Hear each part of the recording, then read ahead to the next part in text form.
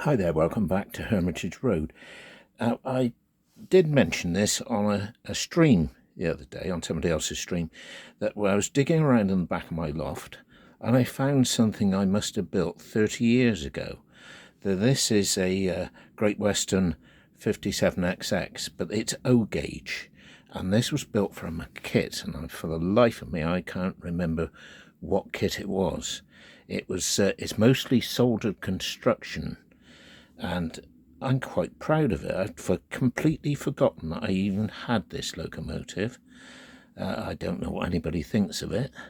I also painted it, and it's been hand painted, not sprayed. And I feel I've done quite a good job on that. And also the detailing on the front end of the vacuum pipes and everything has been done. Now I've turned it around so you can get a side view of it. As you can see, it's numbered 7714, and I did fit a crew in it. When I got it out of here, out of the box I found it in, they fell out, so I've had to glue them back. And also I can't find the doors to the cab. They must have come unglued at some point.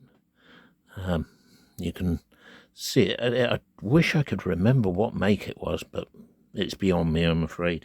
And this was in the days when I actually used to build locomotives for O gauge and for double O gauge. Unfortunately, the arthritis in my hands prevents me from doing that. I just don't have steady enough hands, and I can't solder like I used to.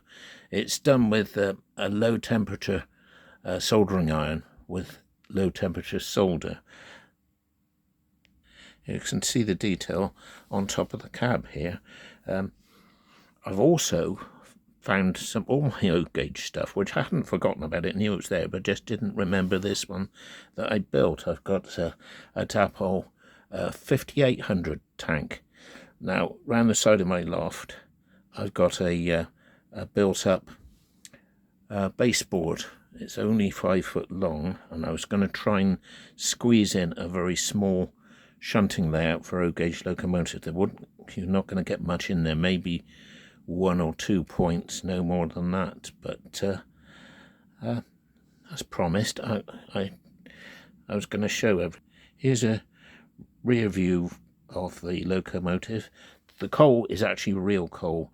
I managed to get a piece of coal from somewhere and broke it up in a bag with a lump hammer, and then it's all been glued on there.